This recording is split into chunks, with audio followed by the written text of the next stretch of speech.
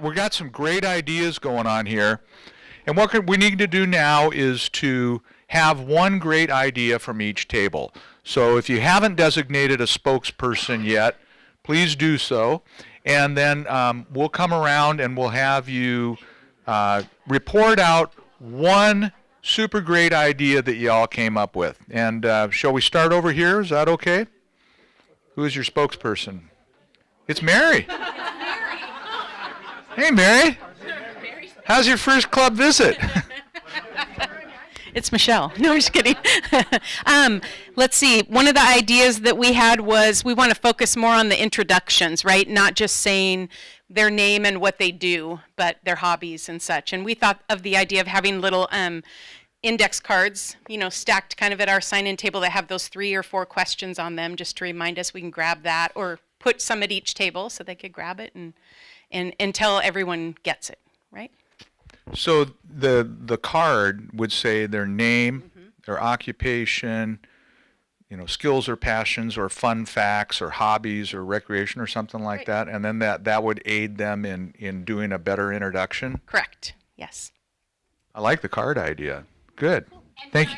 Put a 4th down, the name again, so they can read name, occupation, fun fact, name, because that's really good to just add that one more time to people. I love that. Yes, Good. thank you. Thank you. Over here, who's our spokesperson? Is it Howard? Yes, Howard. I got the short straw. Howard. So we talked about the same things. One of the things is a club to re-examine its traditions. So one of the things is whether it's a singing club, and maybe that turns off people that they don't want to be a singing club. One of the things is how the prayer is done. Is it truly a secular type prayer or words of wisdom versus a particular religion, particularly atheist or people who are non-practicing? It doesn't just all that. So looking at the traditions of clubs to what they turn on, how it handles the foundation, the relationship between the Rotary Foundation and a club foundation. So those are all things that a club needs to look at to make itself more welcoming to newer members and retain members. I think all those things are reasons that sometimes people use to leave clubs. Good. Great ideas. Thank you. Thank you. All right. So now, Dan, Yes. I understand that you bumped into somebody today that you hadn't seen since like 1971. Something like that. Jerry Obendorf and I are fraternity brothers. And you haven't seen each other since 71? It's been a long time, I know that. And you guys are in clubs just down the road from each other, right? Yeah. The family of Rotary. You never know who you're going to meet. No, we look the same as we did 50 years ago. Our group, fortunately, we have 5 from the Gig Harbor Midday Club. One of the things that we realize is that of our 45, 50 members, probably about 10 of them are ones that will invite people actively. And everyone else doesn't really get into that. So one of the things we want to do is teach our people, if you will, how to simply say, this is why I'm in Rotary and this is what it is. And we'll do that in our club meetings once or twice a month, something like that.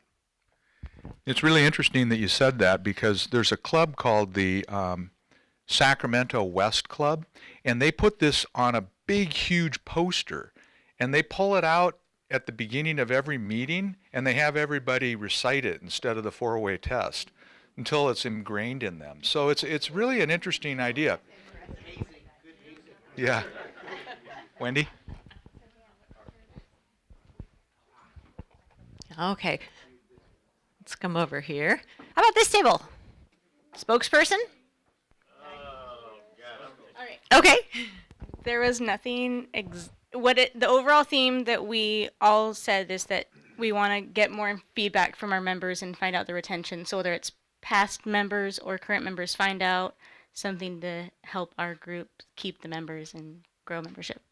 Okay, excellent. So yeah, learning about what your club really thinks and feels and believes and not guessing. How about over here?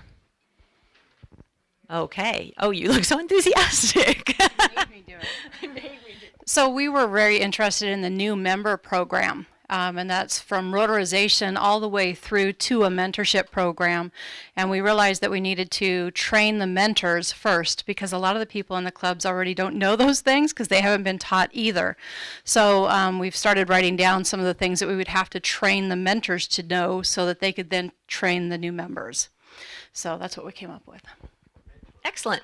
Talking about mentors, one idea that we didn't really go over is having a mentor committee. And that's maybe 5 people that are the mentors for everyone and all your new members. So not doing individual mentorship like this. But then you take those 5 people, 5 mentors, and you have them do one job each. Maybe my job as the mentor is to make sure my new member knows what a classification talk is, and I help them with it and tell them. And then when they're ready, that I make sure that they get on the president's agenda. Because if you just tell your new member, hey, don't forget you need to do a classification talk, that doesn't mean anything. And then, how do I get it on the calendar? So that's one way. It takes a lot of pressure off of mentors if you only have one task to do with every new member, unless, of course, you're getting hundreds in. So this table? So we talked a lot about things like our mentorship program, but then also doing a better job on our social media and integrate members and guests into that, making people feel special. So, yeah. I love that you use the words making people feel special, because isn't that what we all like? It's great when we feel special, when we feel like we belong, when we feel that our Rotary Club is our home and our family. So, anyone else have any last thing they want to share? Yes. I just would like to say, hi, my name's Nathan. I just want to say, make sure that you're authentic, though. Whatever you do, that you're authentic. Your authentic self, your authentic image. Because if it's like a pitched can and doesn't seem authentic, it doesn't matter what you're saying. You can be saying exactly everything you're supposed to, but if you don't seem authentic or aren't authentic, then there's no value in it. Thank you for that. What's your name? Nathan McGee. Thanks, Nathan. There's nothing worse than having something that is not genuine, and the new potential member picks up on that. You're done. It's just like in a jury trial. If the jurors feel that they're not being told the truth, you're done. The case is over. And so it's the same thing with a potential new member.